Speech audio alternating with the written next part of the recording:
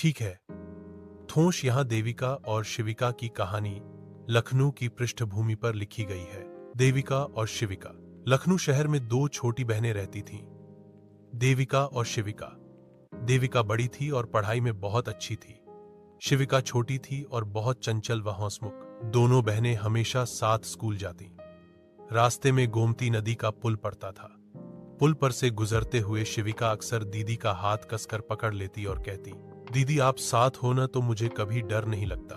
एक दिन स्कूल में चित्रकला की प्रतियोगिता हुई। देविका ने सुंदर नजारा बनाया, इमारतें, बगीचा और गोमती नदी। वहीं शिविका ने अपनी दीदी का चित्र बनाया और नीचे लिखा, मेरी दीदी मेरी सबसे बड़ी ताकत है। जब पुरस्कार घोषित हुए तो देविका को दूसरा स्थान और शिविका को पहला स्थान मिला। दोनों ने खुशी खुशी घर लौटकर अपने माँ पापा को यह खुशखबरी सुनाई।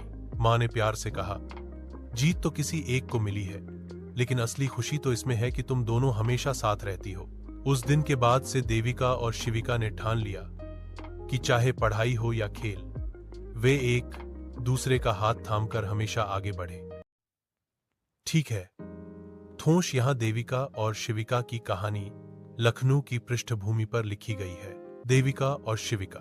लखनऊ शहर में दो छोटी बहनें रहती थीं, देविका और शिविका। देविका बड़ी थी और पढ़ाई में बहुत अच्छी थी। शिविका छोटी थी और बहुत चंचल व हंसमुख। दोनों बहनें हमेशा साथ स्कूल जाती। रास्ते में गोमती नदी का पुल पड़ता था। पुल पर से गुजरते हुए शिविका अक्सर दीदी का हाथ कसकर पकड़ लेती और कहती, दीदी आप साथ हो ना तो मुझे कभी डर नहीं लगता। एक दिन स्कूल में चित्रकला की प्रतियोगिता हुई। देविका ने सुंदर नजारा बनाया, इमारतें, बगीचा और गोमती नदी। वहीं शिविका ने अपनी दीदी का चित्र बनाया और नीचे लिखा, मेरी दीदी मेरी सबसे बड़ी ताकत है। जब पुरस्कार घोषित हुए तो देविका को दूसरा स्थान और शिविका को पहला स्थान मिला। दोनों ने खुशी खुशी घर लौटकर अपने माँ पापा को यह खुशखबरी सुनाई। माँ ने प्यार से कहा, जीत तो किसी एक को मिली है, लेकिन असली खुशी तो इसमें है कि तुम दोनों हमेशा साथ रहती हो। उस दिन के बाद से देविका और शिविका ने ठान लिया कि चाहे पढ़ाई हो या खेल, वे एक दूसरे का हाथ थामकर हमेशा आगे बढ़े।